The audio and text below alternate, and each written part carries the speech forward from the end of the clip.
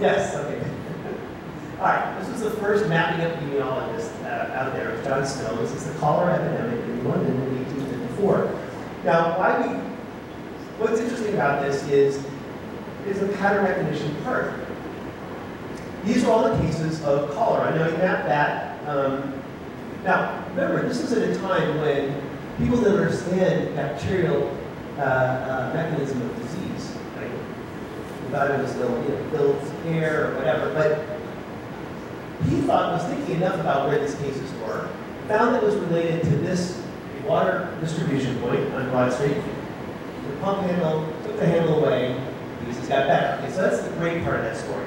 What's interesting about this is that you see clusters of cases elsewhere. Now, you can see they kind of cluster around that X, right? That's where the pump was. But what about, out here? Those people, were they getting their water here, or maybe there's a closest pump to those cases, right? Why didn't he remove the handle of that one? Simple. These families had a lot of kids in them. When kids went off to school, they went that way, and they went to the Broad Street Pump.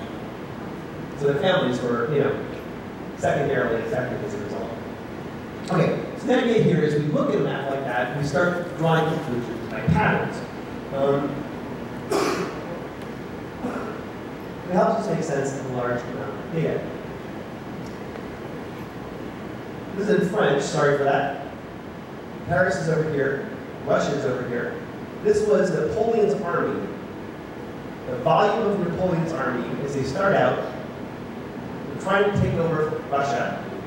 They, of course, have massive deaths because of the winter, largely. And they come back to Paris that day. Now, if I sat there and described to you, right, the devastation of what happened to Napoleon's army trying to capture Russia, you'd be like, okay. But it's actually pretty dramatic, isn't it? If I told you that this was, 1/20th of 1/30th of what it started with, that makes less of an impression on you than that now. All right?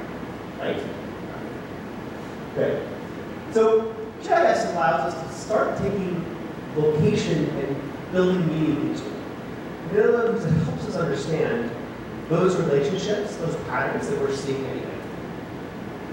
So that's geography, right? We know that. Spatial arrangement of features on the Earth. That's the G part of GIS. So that geography can be distributed in many different ways, right? We can talk about it in terms of distance, direction, correlation, or flows, or forces, or movements. In the humanitarian world, it's very useful because spatial movements, right? We see a lot of displacement in populations, and so that can be captured geographically, right? Or the relationship of something to something else. So information, what we know about reality. So that's the I part of it.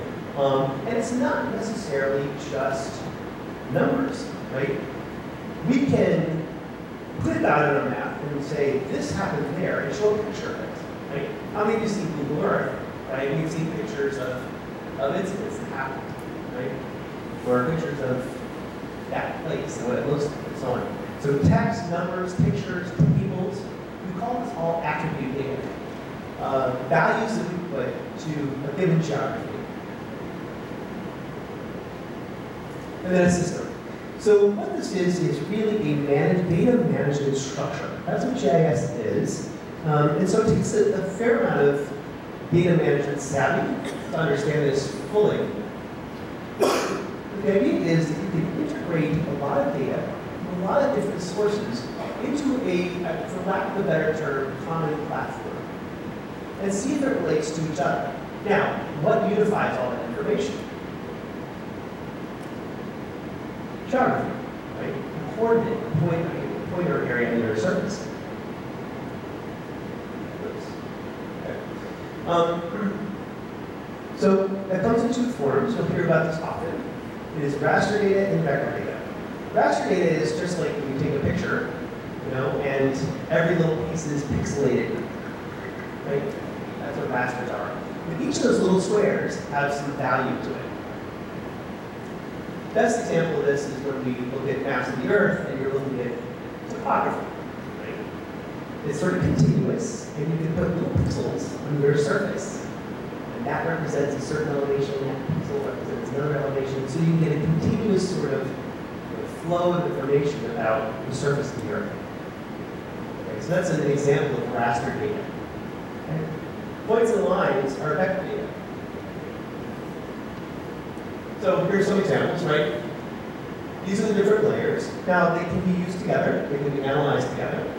So, you know, a point can be a house, right? The street can be lines, right? Areas, boundaries of communities, polygons, parcels, so on. And they you know, put them together and they should reflect the real world. All of those are put into what's called a geodatabase. It's a way to manage that data as a file of data. And GIS will, you know, tell you it's a point, a line, a polygon, a raster. Now, each of these, you can attribute, remember, data to them, some value to them. We call that attribute data, and we call them feature classes in the GIS. So, feature class may be population. It could be a lot of population data. I can associate the population, or I can associate the value of that parcel, right? Who owns it, its value, when it was sold last, perhaps, what its water source is. I can put a lot of attribute data onto that. As much as I can. That's just the same. Okay? We just talked about what those were. We talked about the continuous data that it allows. Okay. So, in terms of humanitarian work, it allows us to map. And you'll see GIS used everywhere in humanitarian settings, mainly because they're very, very operational. Right? Remember we talked yesterday about rapid assessments and knowing who's doing what and where. Right? That's always been a part of humanitarian response. Right? Now it's aggregated into the cluster system and data management through OSHA, but you'll see maps everywhere. And almost every NGO now, big NGO, has some kind of mapping capability. The other place you'll see them, and I think we saw this yesterday, you know, is with people who work for government, for instance, and who do vulnerability analysis and look at vulnerability mapping, right? See who is in harm's way. So the number, did you look at those portals yesterday? No. Okay, I thought they were very interesting. The other secretary was showing, you know, those hydrology ones and landslides and did you want to go back and see where your house was and see how it was in relation to everything? Nobody did that? You don't know? Okay, good. So operations coordination, a lot of that happens, so on. I want to say, though, that having this geographic capability is actually very empowering as well. This is actually one of the best studies and projects that I think I've ever seen, really, with GIS. This, by the way, here is the largest slum in Africa. Does anybody know what it is? Kibera. Very good. Right, Kibera. So this is the project that's called Map Kibera. Now, one of the things I love about this picture, obviously, it's a satellite image or remote sense image. It's right next to this, you know, very opulent-looking golf course. Right? It's very dense, very poor slum in Nairobi. And of course, these neighborhoods look very nice. You know, we're way up in the air looking at them, probably several hundred kilometers looking at them, but they're very nice neighborhoods. So you see, you have this, you know, very discomforting juxtaposition there. With that said, this project actually brought mapping capacity to Kibera. Now, we can look at it from here and say, okay, we get a sense of it. The people who lived in Kibera didn't have maps of it. They could map it because they knew their environment. They were the best ones to map it, but they hadn't mapped it. So Map Kibera was a fairly large project, but this is hard to see, I'm sorry, but I'll explain it to you. This is the same area, right? This was given to school-age girls, high school girls, school-age girls, for them to map out where they thought, where their homes were, where school was, and where were the danger points and secure points within their neighborhood. And essentially what it did was it allowed them, empowered them to understand risks, dangers, their radar, and it forced the Canberra administration to look at areas where they were insecure. And so for them it was a very empowering activity. They were mapping these different sites. I just said that we use it a lot in operations. This is mapping after the Pakistani floods in 2010, and we'll belabor that. But the fact that we can bring communities into this discussion and have them contribute. The best example of that was Haiti. Port-au-Prince was probably the worst map city in the world. The earthquake happened, and I mentioned yesterday, right, there was all these information and communication technology people sort of jumping in. And they did it with an NGO called OpenStreetMap. Anybody heard of OpenStreetMap? OpenStreetMap is essentially a wiki for maps. It's kind of cool. You basically, go to a place, have an open source platform, give people GPSs, right? So you can map, literally put a point on a map. So I love this. It's a little description. This is what Port-au-Prince looked like before the earthquake. One neighborhood of it, not the whole city, right? Here's what happened. You get a bunch of volunteers with GPS. They're all putting this data onto an open platform, sharing it, and suddenly you get, a huge amount of specificity, right? Not just the streets, but where things are located to each other. And unfortunately, I don't have an internet connection here, but there's actual automation, which is kind of cool, but I'm sorry for that. But you can see how valuable this is. And this was only about 2 weeks of time. Several hundred volunteers did this. Okay. Well, that's one thing about mapping. It's like I had the same problem beforehand. Let's talk a little bit more detail about analysis. So it's one thing to map, it's another thing to say if X and Y are close together, is that needed? And that's exactly what spatial analysis does. You've probably heard of things like hotspots. So cities do this often. They'll take crime data and they try to locate where their hotspots are crime. You actually apply meaningful statistics to that and say, okay, well, if I am in this social demographic class and I live here, the hotspot is here, how likely are I going from point A to point B to get to work? How likely am I to experience some crime? That's a little different. It's a hotspot analysis, essentially. When we use a statistic called the GETA score, not just throw it out there. Autocorrelation is another common one you'll see, and that is, if I'm a quantitative researcher at a large university in Boston, which you can't really split without hitting like some academic or healthcare person who would go to Boston, and I'm close to Enzo, or Enzo and I live in the same community. What is the likelihood that we're going to share a lot of commonalities? Top of the line. Those are things called autocorrelation. So graphically, that's sort of what that looks like. But you can put a statistic to that. Things that are highly correlated actually are close to 1, right? This is very clustered, right? Things that really have no pattern recognition are 0. Things that are sort of negatively correlated are -1. Does that make sense? So you can, again, apply statistics to this, and we'll give you some examples. This was in Darfur after, this was in Darfur before and after the mass migration at the hands of the Janjaweed. So prior to that, you look at, this is the same, in fact, this is a boundary actually between West Darfur and Chad. And you see here, using some, you actually put, vegetation, how rich vegetation is. Now, it's a desert landscape anyway, but this is bare soil. The red is bare soil. When you get to the green, it's more vigorous plant life. Well, what's happened between 2003 and 2004? Nobody's there, right? Right? Wildfire. Well, no, it's the opposite, right? Because we went from sort of not vigorous to really vigorous plant. Now, let's just assume it could be, right, it could certainly be temperature and rainfall. But we use this data actually to look and say, this was done from a Yale researcher to show that there had been massive depopulation at the hands of energy.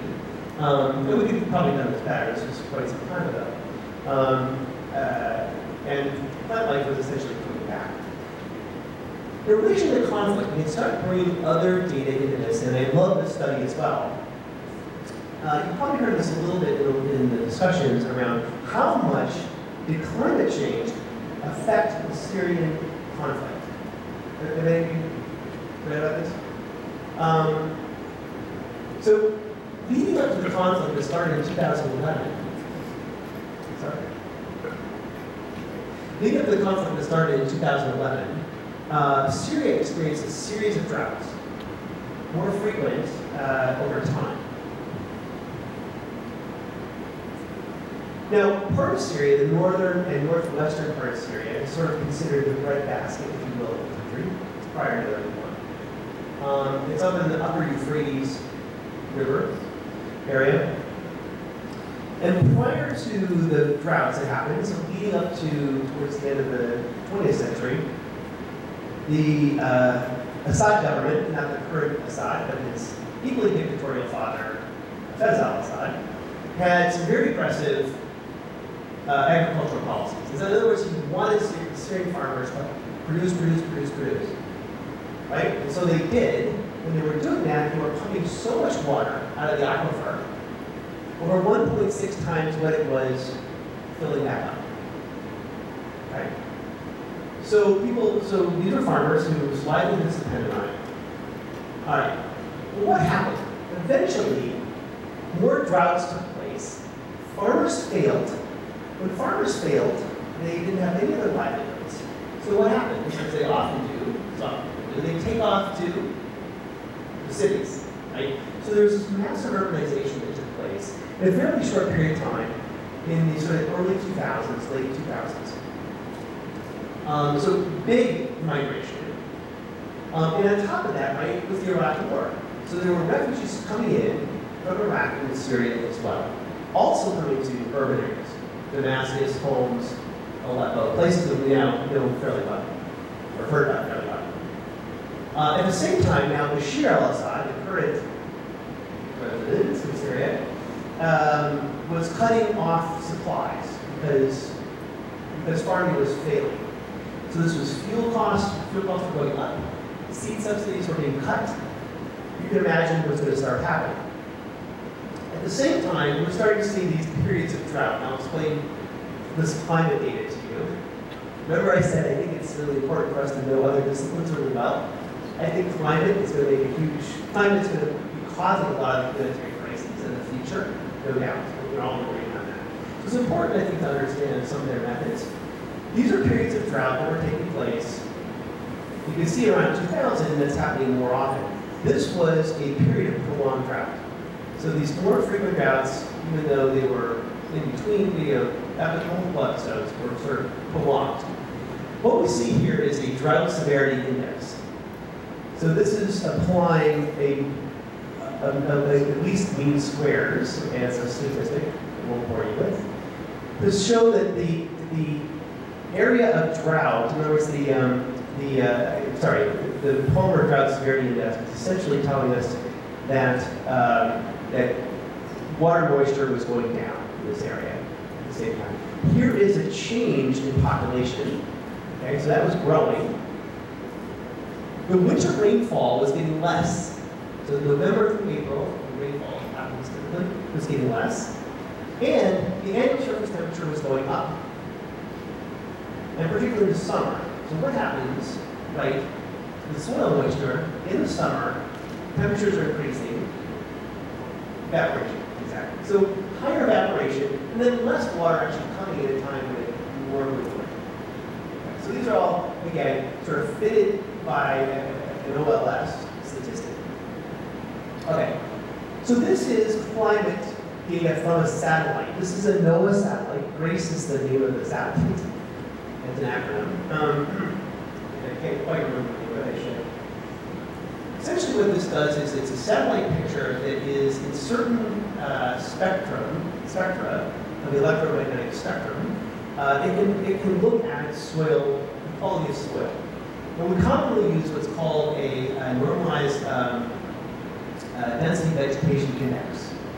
So let's look at the top one. This is the typical rainfall. This is Syria here. Here's the Euphrates River, right? And you can see where typically the rainfall over like the last 70 years of the 20th century really falls in this area. Exactly the place we were describing before, that northwest part of Syria, the Greenough, if you will, right? Well, but here's what happens, though, in that same period of time with rainfall change. So even though this was the area getting most of the rain, right, we saw this really deficit, right, in rainfall that was happening at the same time period. And again, we look, this is Syria, sorry, this is probably hard to see, but this is Syria, and we're seeing that, fairly deficits in the, almost a centimeter or less on average over the last 70 years. Now let's go closer to the conflict, 2008, and this is also the moisture in the soils. We're getting less and less and less. So again, that same area, right? And we see it again in this vegetation index. So this is actually a deficit of soil moisture.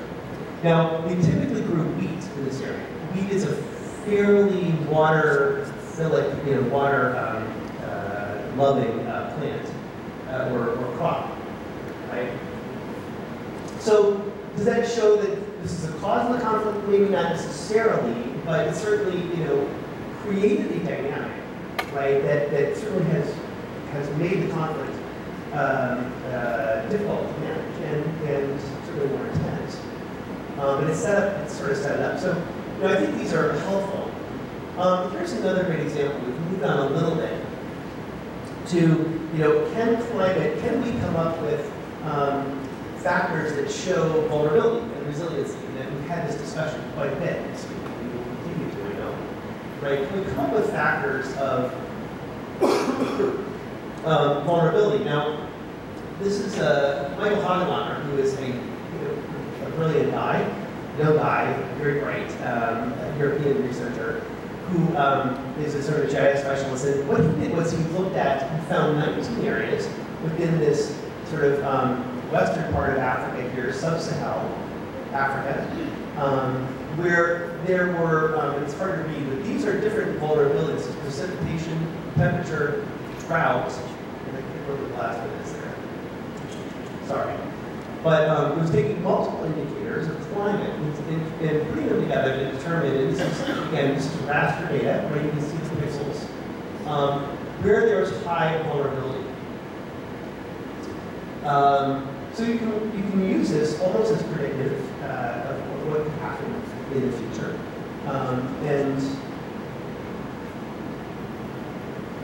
So what are some of the critical variables that we can use in GIS? Well, land use, as you just saw, environmental degradation. The same guy did some interesting studies showing how certain refugee movements can actually cause natural resources to be depleted in the immediate area. Resource scarcity. The quality of our infrastructure, right? Health facilities. We talked about surveillance systems yesterday, sheltering, water, sanitation, and so on. So all of this, as you know, can be put into and synthesized analysis to give you some idea of vulnerability. This is essentially the schematic that happens, right? We can define exposure. We can map it, right? This is modeling, by the way. Maybe define some level of sensitivity, who are the most vulnerable in the population, right? We talked about women, elderly, disabled, so on. If we have demographic data, we can put that in there. How well a community can respond. So we can put that in index on that, quantitative data. And define their vulnerability. And let's put it all together.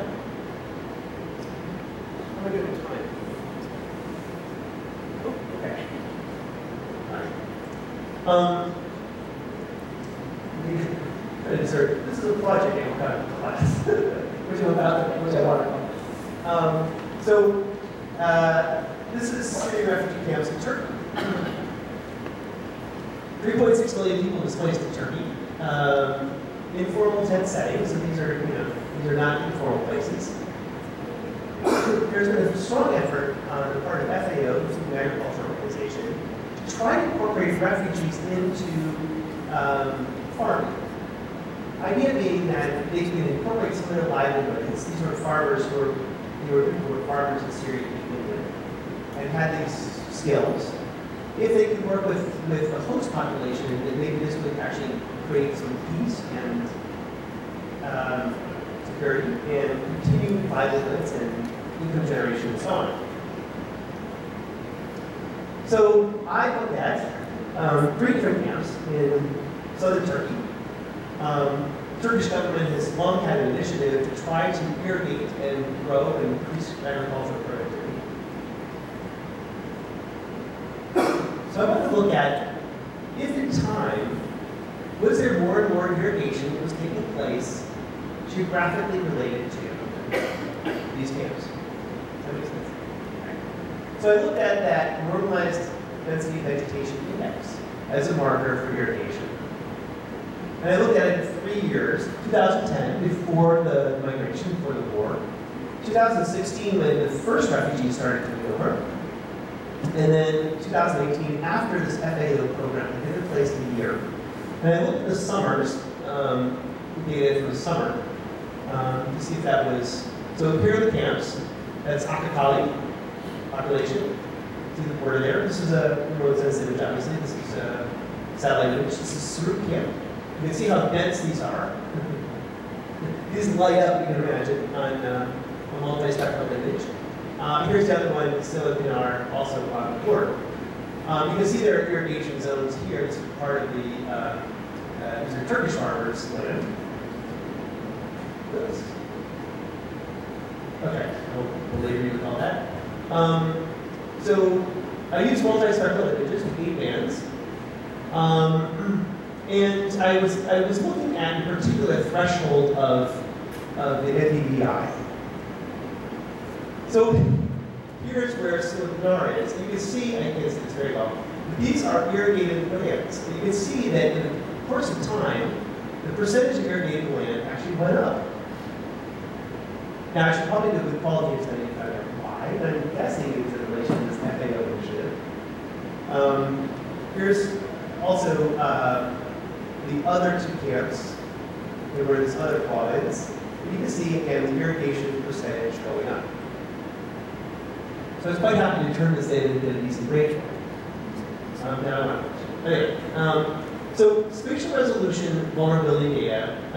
Here's another example where we have, from the government of Mali, right, the zones, their provinces and their communes. And then on this, we have point data, right? This is those demographic and health survey data. We talked about DHS yesterday. Same thing, we can overlay it. Now, this we know we can ask, the DHS asks a lot about standing water, where people get their water.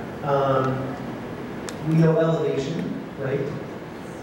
So on, we can determine malaria risk. And there you have it. So the upper part of Mali, which is in the desert, doesn't have a lot of data. But at least here we can sort of put these together, land use, water bodies, and so on, and come up with a, this is again sort of a raster output.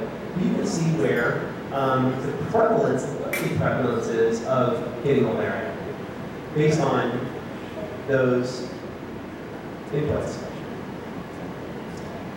Here was a region in China, and this is again looking at social resilience and flood vulnerability. Again, I think this speaks the language of this group, right? Again, quantitating